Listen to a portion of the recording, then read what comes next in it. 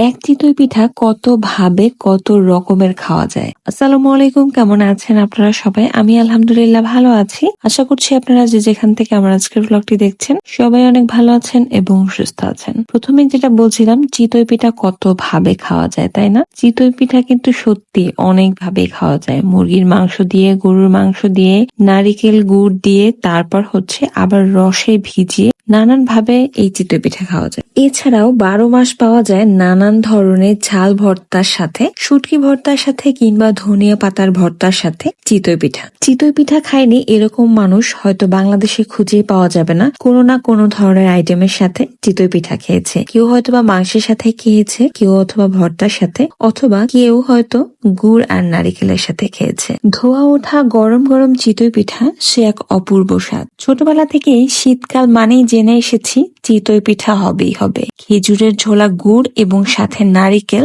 এবং ধোয়া ওঠা গরম গরম চিতই পিঠা। এমন মজাদার চিতই পিঠা ঢাকা শহরে পাওয়া যায় হাজার হাজার রকমের ভর্তার সাথে। কখনো বা চিতই পিঠার মধ্যে ডিম পোড়, কখনো বা চিতই পিঠার মধ্যে মজাদার ভর্তা দিয়ে বানানো হয়। শীতকালে চিতই পিঠা না খেতে পারলে আমার আবার খুব একটা ভালো লাগে না, কেমন একটা অস্থির অস্থির লাগে। এই যে কি সুন্দর খেজুরের গুড়ের গন্ধ, সাথে নারিকেল, মনে করেই যেন জিভে জল চলে আসছে। আলহামদুলিল্লাহ, জীবনে অনেক খাবারের স্বাদ পেয়েছি এবং তৃপ্তি নিয়ে খেতে পেরেছি। আপনারা কে কোন জেলা থেকে আমার আজকের ব্লগটি দেখছেন এবং আপনার শহরে এই পিঠার নাম কি এবং আপনি কোন ভাবে চিতই পিঠা খেতে পছন্দ করেন অবশ্যই কমেন্টস করে জানাতে ভুলবেন না।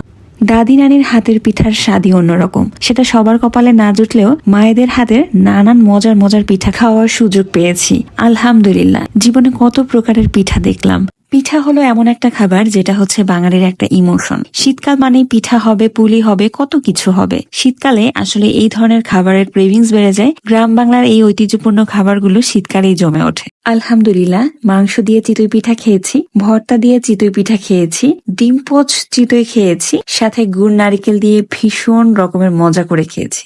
পিঠা আমার বাবার এত প্রিয়, সে রমজান মাসে আমার আম্মুকে বলতো 30 রোজায় 30 রকমের পিঠা বানাবে।